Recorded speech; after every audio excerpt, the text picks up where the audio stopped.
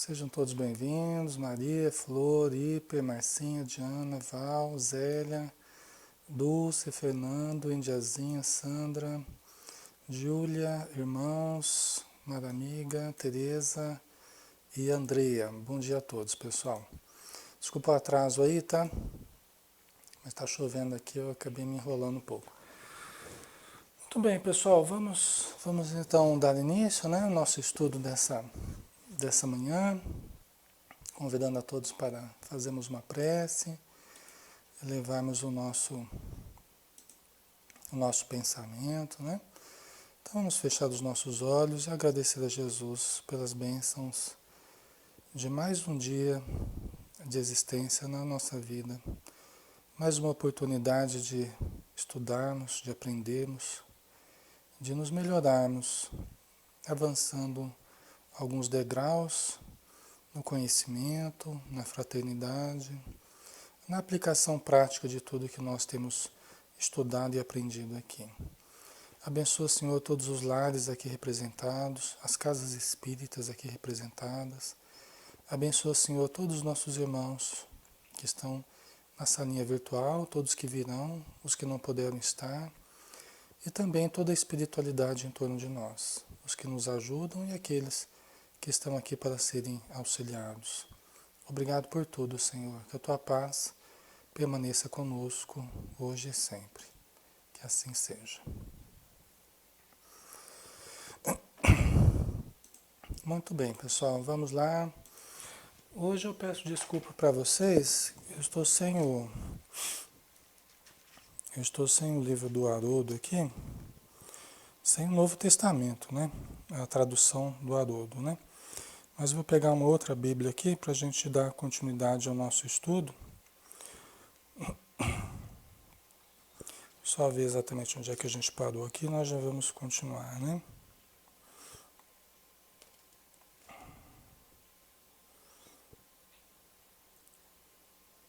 Certo, nós vamos começar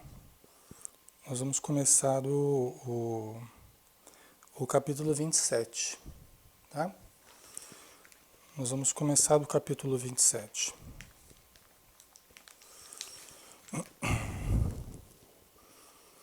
Então vamos lá.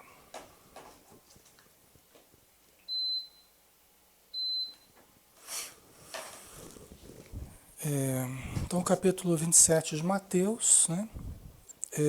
Versículo 1. E chegando amanhã, todos os príncipes dos sacerdotes e os anciãos do povo... Peraí, deixa eu ver se é isso aqui mesmo, só um pouquinho, pessoal.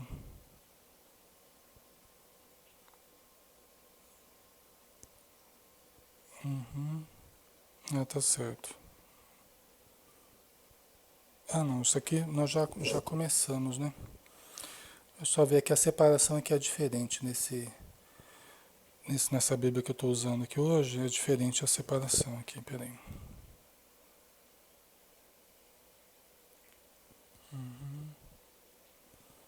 Tá, mas é isso mesmo. Tá. E chegando amanhã, todos os príncipes dos sacerdotes e os anciãos do povo formavam juntamente o conselho contra Jesus, para o matarem, né? Que Jesus fora preso, não é? Jesus fora preso e os anciãos, os sacerdotes, estavam achando uma maneira de matá-lo. Eles tinham conseguido prendê-lo, né? Mas ainda não tinham matado ele, né? Então eles estavam planejando a melhor forma de alcançarem esse intento, né? E manietando, o levaram e entregaram ao presidente Pôncio Pilatos. Tá? Então Judas, o que o traíra, vendo que fora condenado, trouxe arrependido as 30 moedas de prata aos príncipes dos sacerdotes e aos anciãos. Então aqui fica claro que Judas se arrependeu, ele percebeu o erro que ele havia cometido, porque ele acreditava demais em Jesus, né? Ele talvez era dos que mais acreditava no poder que Jesus tinha, né, e tem, né? Só que ele acreditou na vitória imediata do Evangelho.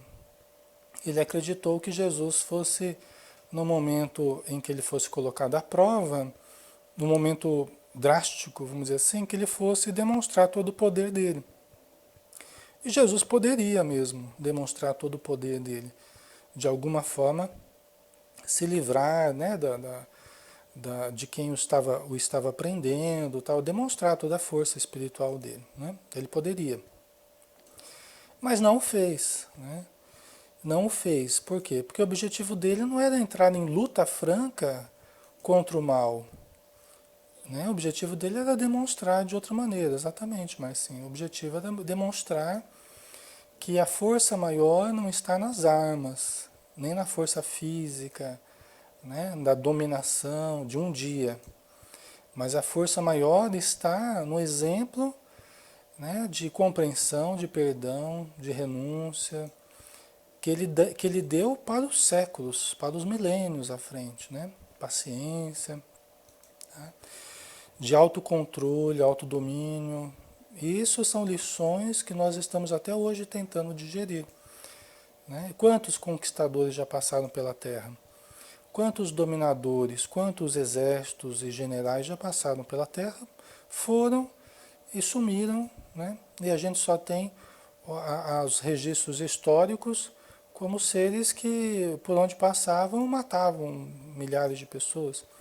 Agora, Jesus não. Jesus, a sua mensagem, ela ficou com uma mensagem diferente no inconsciente das criaturas, né? Então, esse era o objetivo dele. Era morrer, era a semente que se deixa consumir pela terra para que venha a produzir sementes, outras, venha a produzir outros grãos, né? Esse era o objetivo de Jesus, né? E ainda é, né? Porque o evangelho, infelizmente, ainda não venceu. O evangelho vence a cada dia quando cada um de nós adere um pouco mais à sua mensagem. É a vitória do evangelho, uma vitória silenciosa dentro de cada um de nós, né? Então o evangelho ainda não venceu o planeta, né? Nós não podemos ainda, mesmo como espíritas hoje, esperar uma vitória imediata do evangelho, uma vitória imediata do espiritismo, porque ela não virá.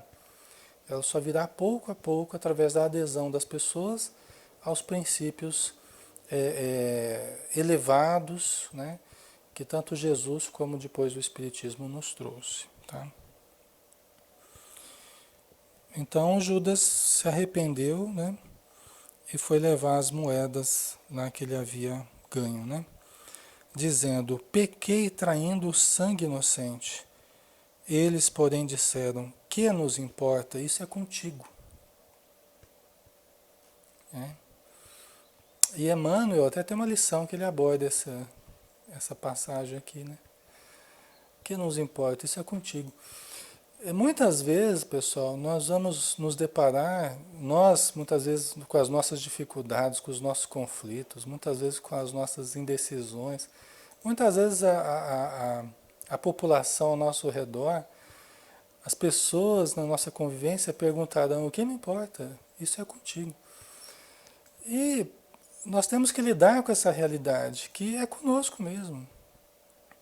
Os nossos conflitos, as nossas necessidades, pessoal, somente nós vamos resolver. Não adianta nós colocarmos a conta dos outros, né, Sandra? Não adianta a gente querer transferir, né? A gente pode até querer se apoiar nos outros, mas a vida vai tirar esses apoios frequentemente e a gente vai ter que lidar com problemas que são nossos, né? Judas teve que lidar, embora depois, né, ele acabou se enforcando e foi auxiliado, né, por Jesus.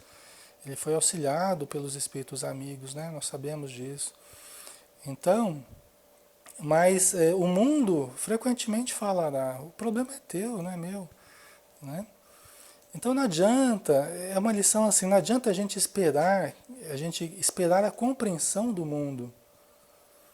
Tá? Não adianta a gente ficar esperando que as pessoas nos compreendam. Elas não vão nos compreender. Nós é que precisamos compreender o mundo. compreender as pessoas que estão ao nosso redor. Tem muita gente que sofre, e sofre desnecessariamente, indignado porque não é compreendido, né? Mas isso, pessoal, isso é exigir demais das pessoas que estão ao nosso redor, né? Isso é exigir demais da nossa família, que nos compreenda. É exigir demais da sociedade que nos compreenda. Porque se nós estamos traçando um caminho, se nós estamos trilhando um caminho diferente, se nós estamos tentando abrir novos caminhos, se nós estamos tentando ir na vanguarda, né? Se nós estamos tentando fazer algo diferente do que é feito, como é que nós vamos querer que a população nos compreenda?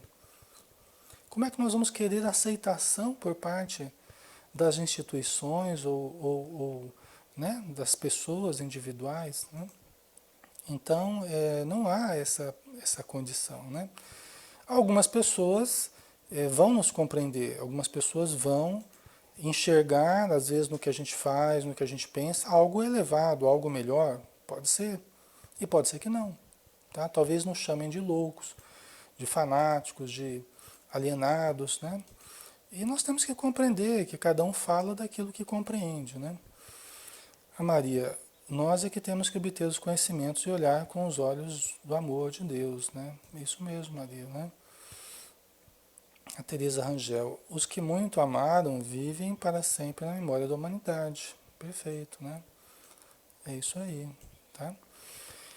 Então, né, pessoal, não dá para a gente ficar esperando, né, ser compreendido, ser amado. Mas hoje o objetivo é nós compreendermos e nós amarmos. Esse é o grande objetivo nosso. É fazermos para os outros o que nós esperamos, o que nós gostaríamos que os outros fizessem, mas muitas vezes não fazem, e tudo bem, né? Então, então eles porém disseram, o que nos importa? Isso é contigo, né? E ele, atirando para o templo as moedas de prata, retirou-se e foi se enforcar. E os príncipes dos sacerdotes, tomando as moedas de prata, disseram, não é lícito metê-las no cofre das ofertas, porque são preço de sangue. Né? Quer dizer, nem eles mesmos, nem os sacerdotes mesmo. Bom dia, um abraço. Silvia, né? Nem os sacerdotes mesmo quiseram aproveitar as moedas, né? Você vê que até eles mesmos estavam amaldiçoando aquelas moedas, né? E tendo deliberado em conselho, compraram com elas o campo de um oleiro para a sepultura dos estrangeiros. Por isso foi chamado aquele campo, até o dia de hoje, campo de sangue. Então se realizou o que vaticinara o profeta Jeremias. Tomaram as 30 moedas de prata, preço do que foi avaliado, que certos filhos de Israel avaliaram, Quer dizer, o profeta Jeremias já havia previsto, né, esse lance das 30 moedas aí, e os filhos de Israel, né, o que fizeram, né, com elas, tal. Os profetas já haviam falado a respeito disso, né? E deram-nas pelo campo... isso aqui já foi. Deixa eu ver. Tá. E deram-nas pelo campo do oleiro, segundo o que o Senhor determinou. E foi Jesus apresentado ao presidente, e o presidente o interrogou, dizendo, és tu o rei dos judeus? E disse-lhe Jesus, tu o diz, o governador, né, o Pôncio Pilatos, né? És tu o rei dos judeus? Agora ele estava sendo questionado. Ele tinha sido questionado no Sinédrio, né, pelos fariseus, pelos anciãos, né? Agora ele estava sendo questionado pelo próprio Pôncio Pilatos, né? És tu o rei dos judeus? E disse-lhe Jesus, tu o dizes. Do mesmo jeito que ele fez lá no Sinédrio, né, com os fariseus. Do mesmo jeito, né? Ele colocou a pergunta de novo, né? Ele levou de novo essa afirmação para a pessoa que havia dito, você está dizendo, né?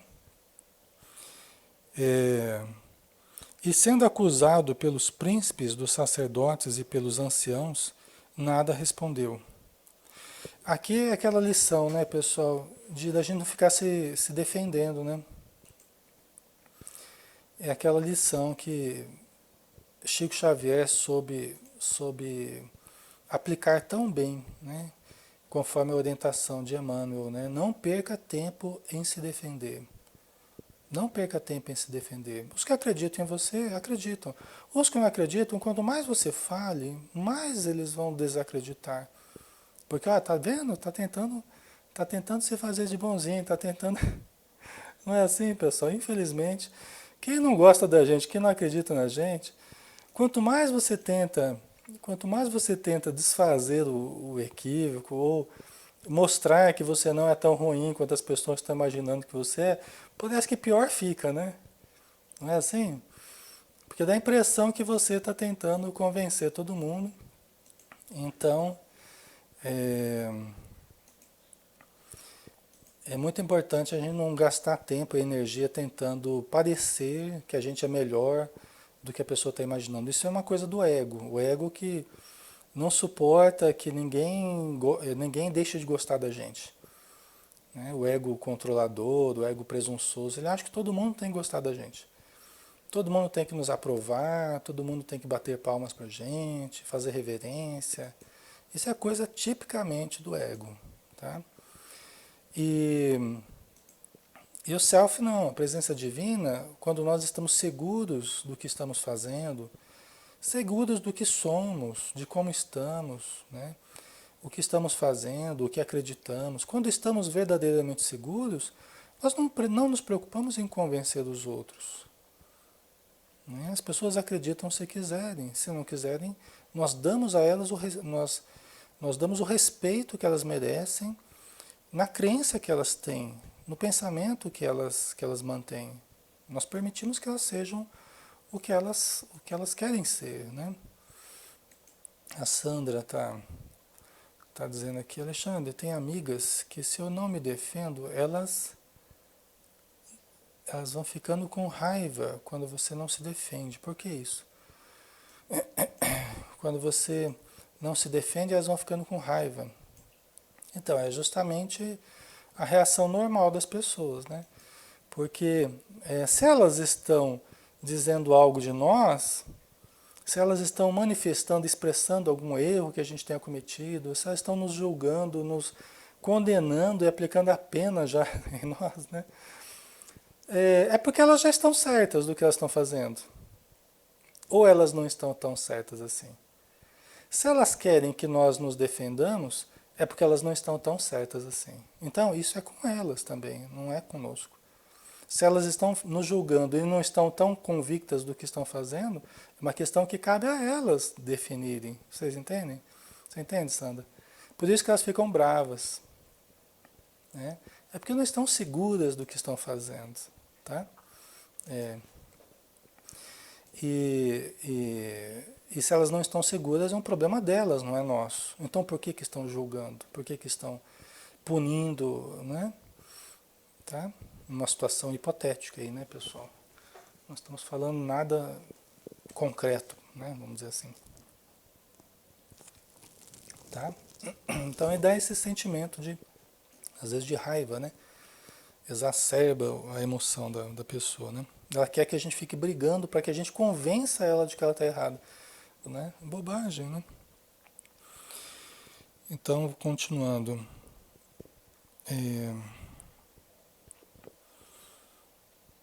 Então, e sendo acusado pelos príncipes dos sacerdotes e pelos anciãos, nada respondeu. Disse-lhe então Pilatos, não ouves quanto testificam contra ti? Né? Você não está ouvindo Pilatos falando, você não está ouvindo o quanto eles estão falando contra você? Né? Tipo assim, você não se defende, você não fala nada a respeito disso? Né?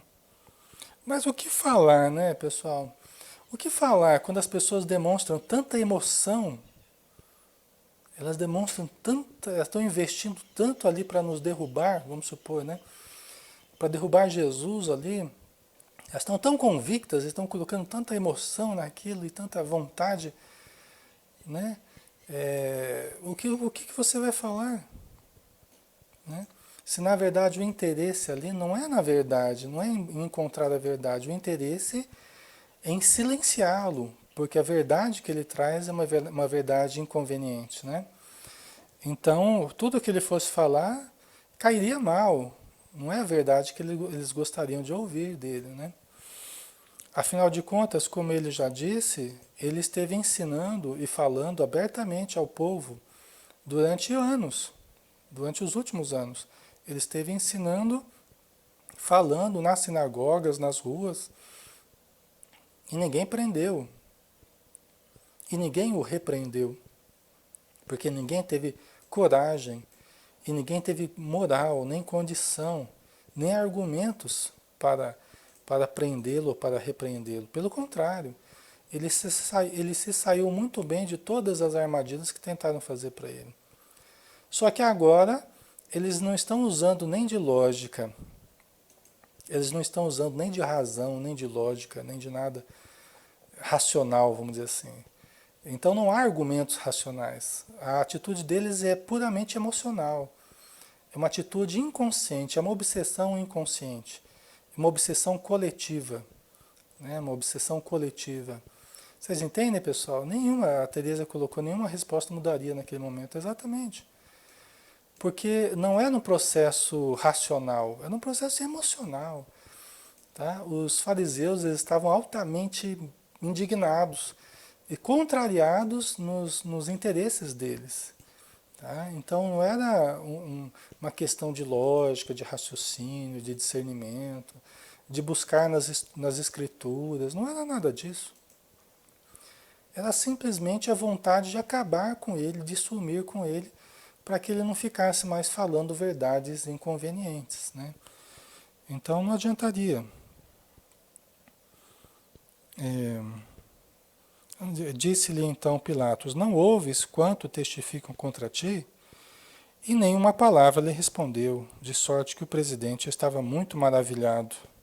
Né? O Pilatos, né? O governador, ele ficou maravilhado, ele ficou espantado com a serenidade de Jesus, com o silêncio de Jesus. Porque qualquer um de nós fala, não, pelo amor de Deus, eu fiz tudo certo. Se fosse qualquer um de nós, né? Fosse assim, não, vocês erraram, pegaram a pessoa errada. Né? A gente ia tentar se livrar da coisa, né? E como os discípulos fizeram, né? Os discípulos, o Pedro negou, todo mundo saiu correndo. Então, Jesus não. Estava ali sereno, sabia do que estava fazendo, né? Então, ele ficou naquele silêncio, né? Naquela serenidade de quem estava seguro, né? Ora, por ocasião da festa, costumava o presidente soltar um preso, escolhendo o povo aquele que quisesse. E tinham então um preso bem conhecido chamado Barrabás. Portanto, estando eles reunidos, disse-lhes Pilatos: Qual quereis que vos solte, Barrabás ou Jesus, chamado Cristo? Né? Então, aqui é aquela situação já conhecida, né? Barrabás que era um ladrão, já conhecido ali na região, e Jesus. E como eles tinham que soltar um preso por ocasião da festa, né, da Páscoa, que eles estavam comemorando, então, para alegrar a população, para demonstrar complacência, misericórdia e tal, eles soltavam um preso, né? E, e Pilatos, na verdade, Pilatos ficou impressionado com ele. Pilatos ficou impressionado com ele e já estava meio assim, meio ressabiado de condená-lo. Por quê? Porque ele já estava percebendo que ele não tinha feito nada e a força moral dele era muito grande, a serenidade dele, então Pilatos já ficou impressionado com tudo isso, né? Então ele colocou a possibilidade dele ser libertado. Só que isso deixou os fariseus muito contrariados. Porque eles acharam que estava certo já, que eles iam matar Jesus, e de repente Pilatos estava abrindo a possibilidade dele ser liberto de novo. Né? Então os fariseus ficaram muito preocupados com isso, né? Muito contrariados.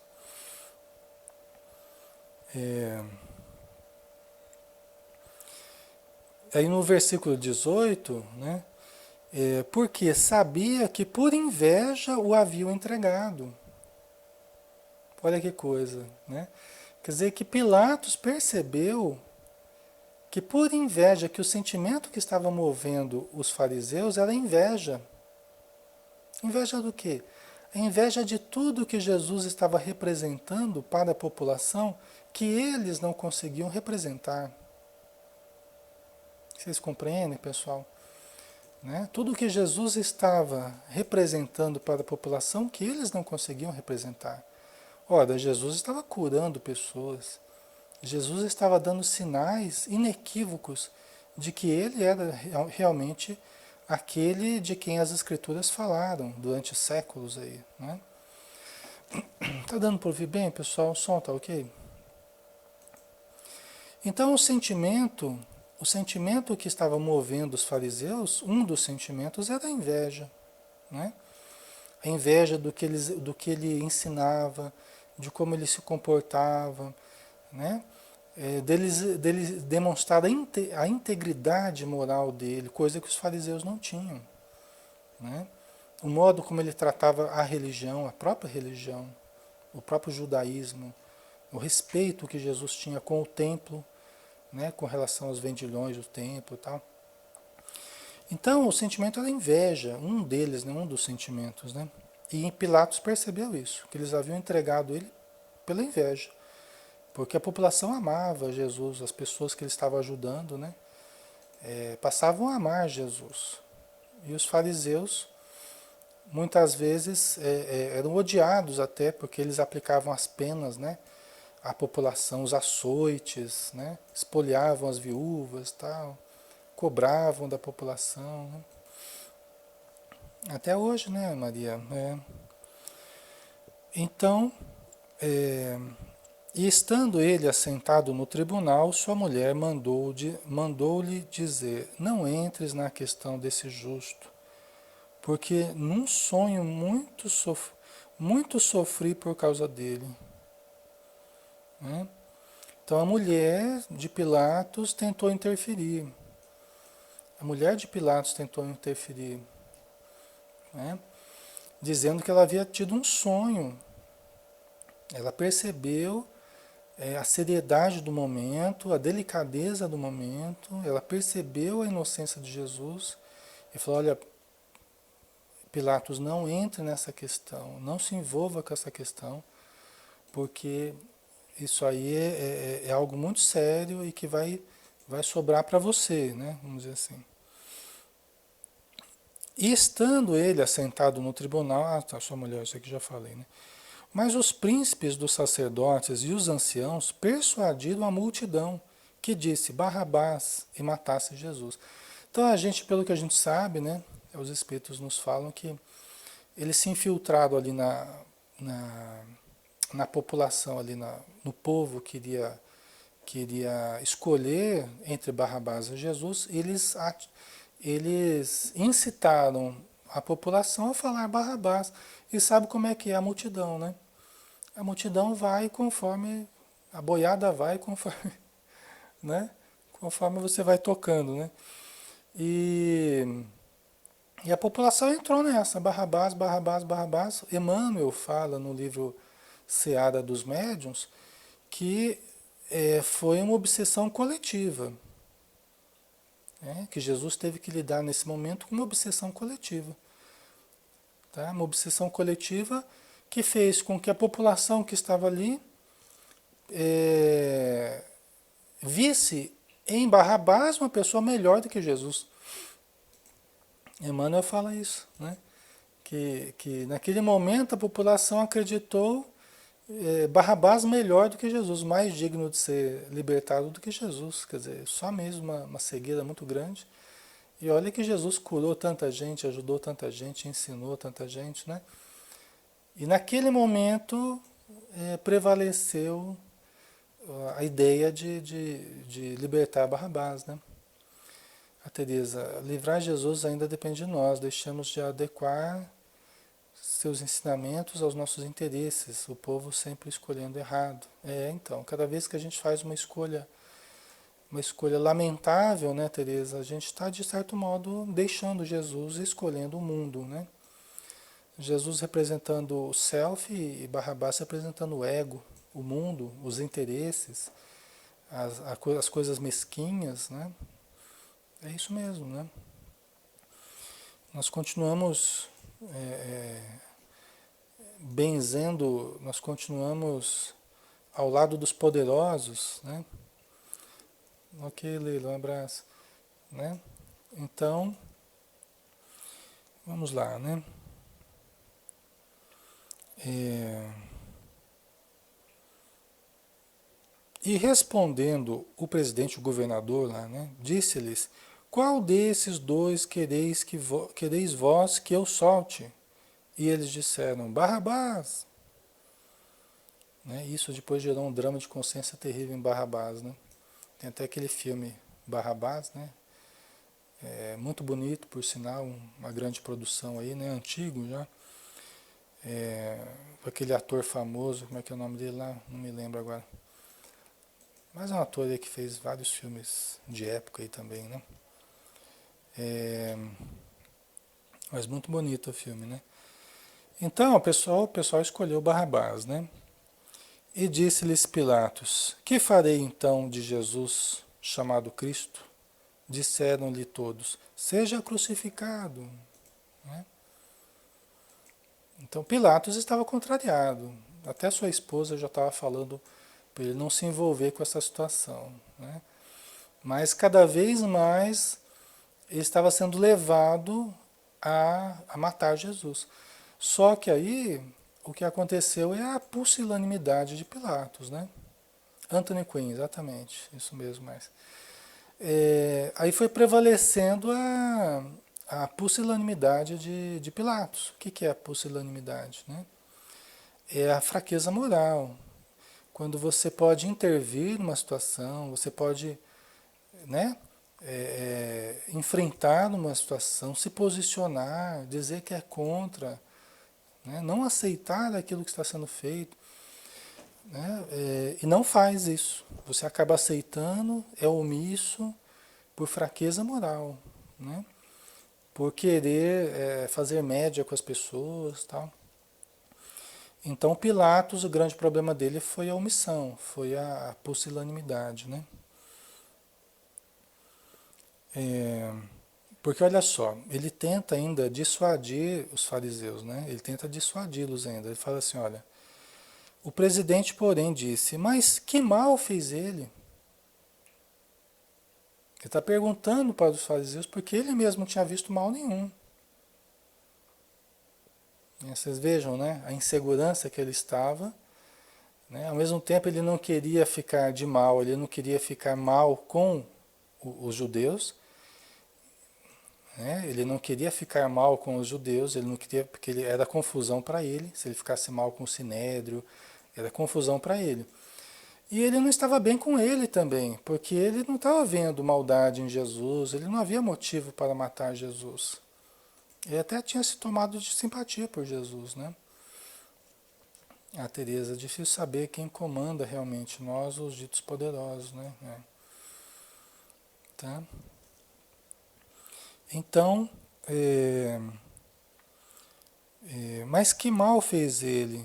Eles mais clamavam, dizendo, seja crucificado. Né?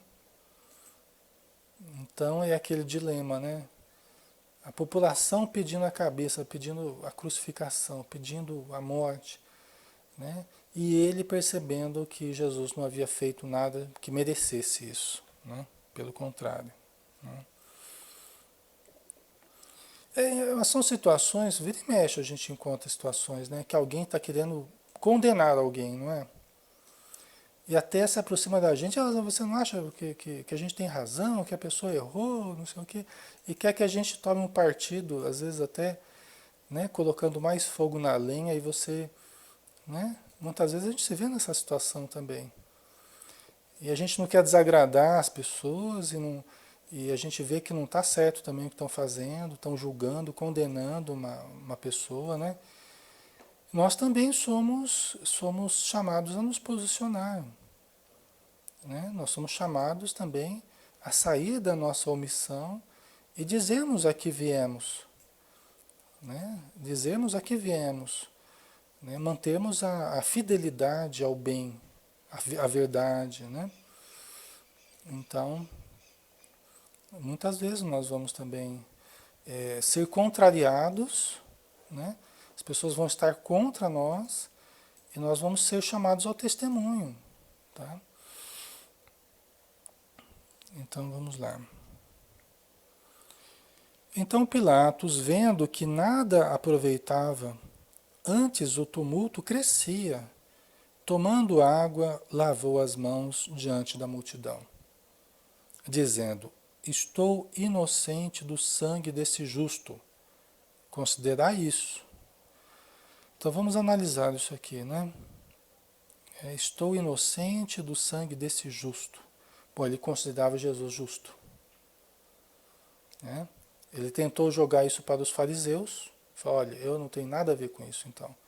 Eu acho ele justo, é um problema de vocês. Só que não foi exatamente isso que aconteceu, né? Não foi exatamente isso que aconteceu, porque não foi um problema só dos fariseus.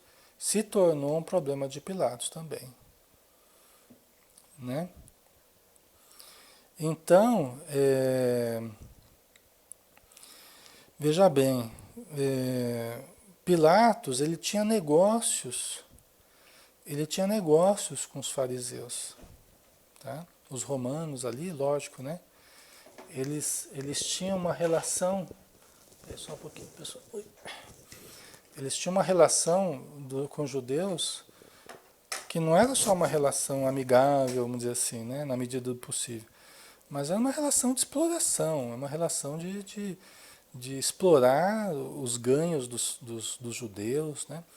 E Pilatos ganhava muito também com o templo, com a venda dos animais lá para o sacrifício. Ele tinha relações de interesses também pessoais, ele tinha negócios com os fariseus. Tá, pessoal, o dinheiro sempre fez parte, né, dos interesses do ser humano, não é? Os poderosos, sempre houve a questão dos interesses. Pilatos tinha muitos interesses com os fariseus.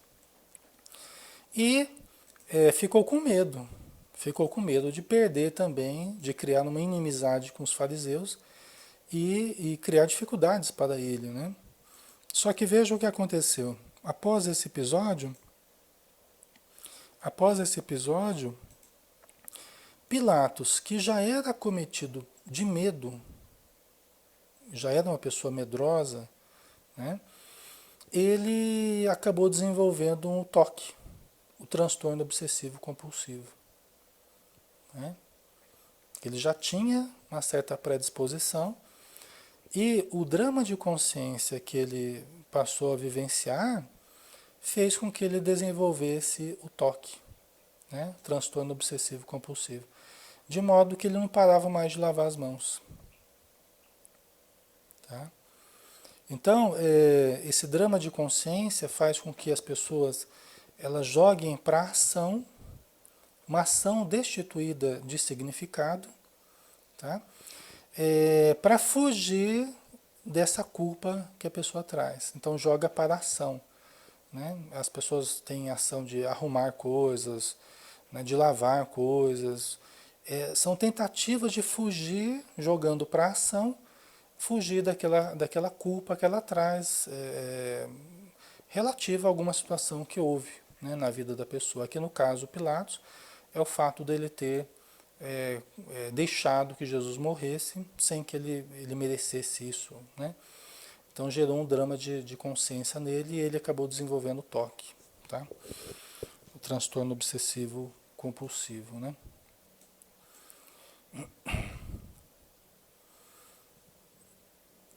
Então vamos lá.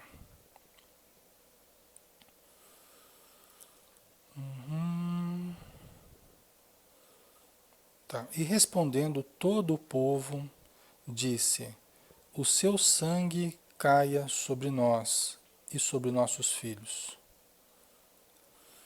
Então soltou-lhes Barrabás, e tendo mandado açoitar a Jesus, entregou-o para ser crucificado.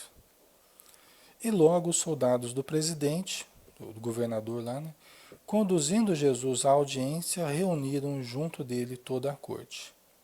Né? Quer dizer, o governador, o Pilatos, ainda foi de novo conversar com Jesus, após os açoites e tal, né? E despindo-o, o cobriram com uma capa de escarlate. E tecendo uma coroa de espinhos, puseram-lhe na cabeça. E em sua mão direita uma cana. E ajoelhando diante dele, o escarneciam, dizendo: Salve, Rei dos Judeus! E cuspindo nele, tiraram-lhe a cana e batiam-lhe com ela na cabeça. Que coisa terrível, né, pessoal? Né? Imagina o drama de consciência que todas essas pessoas ficaram depois, né? Que situação terrível, né? E na hora, talvez elas não avaliaram, né? Não souberam avaliar a delicadeza da situação, né? Do momento, né?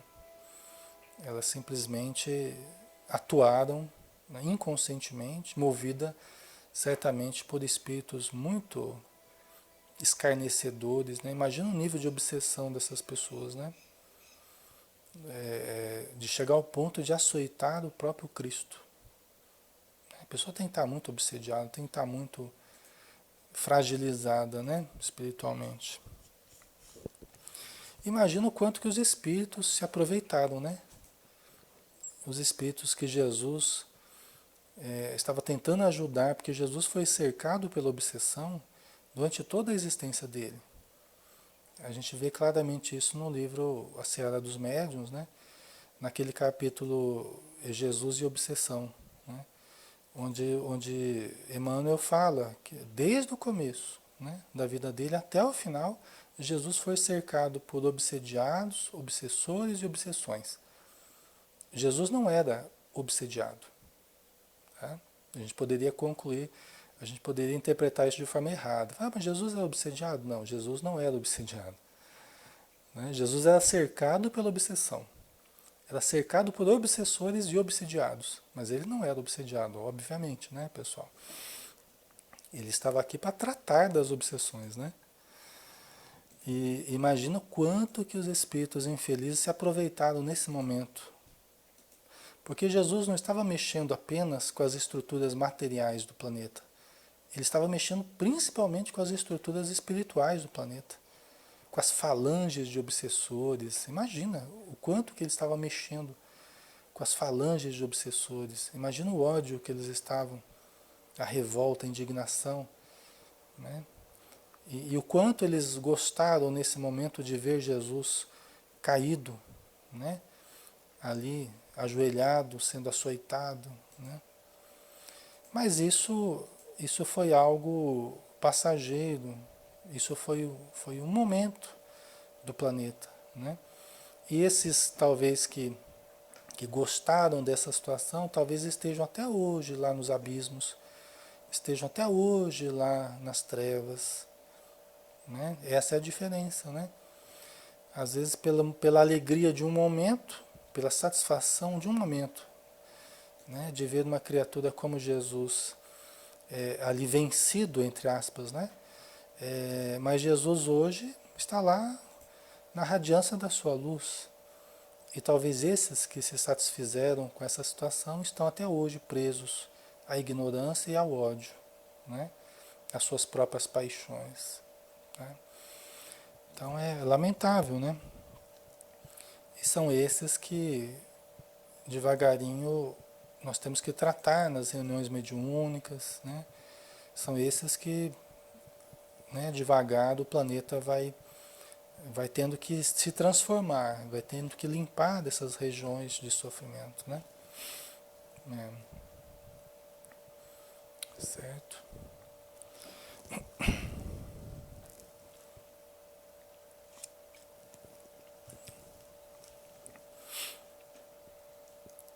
Muito bem.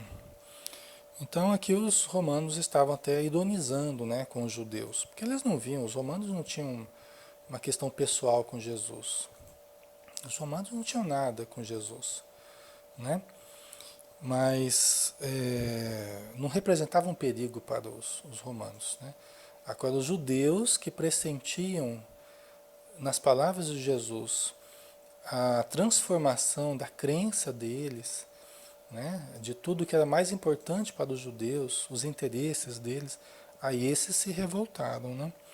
Então os romanos estavam ironizando até, chamando Jesus do rei dos judeus, e os judeus ficaram doidos com isso, porque eles não consideravam Jesus o rei deles, né? Logicamente. Então os romanos se divertiram com essa situação, né? Colocando a coroa de espinhos, a cana na mão dele e tal, né?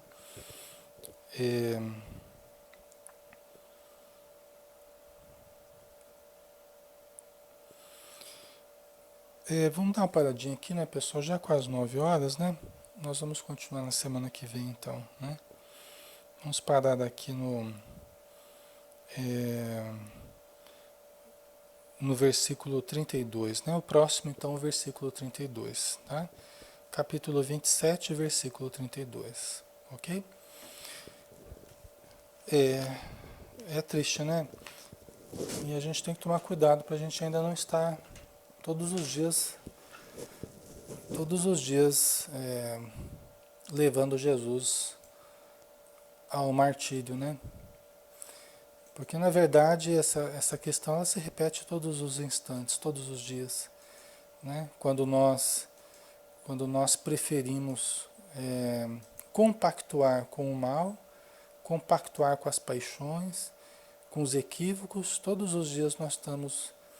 Jesus está nos salvando e todos os dias nós o estamos entregando para o martírio, né?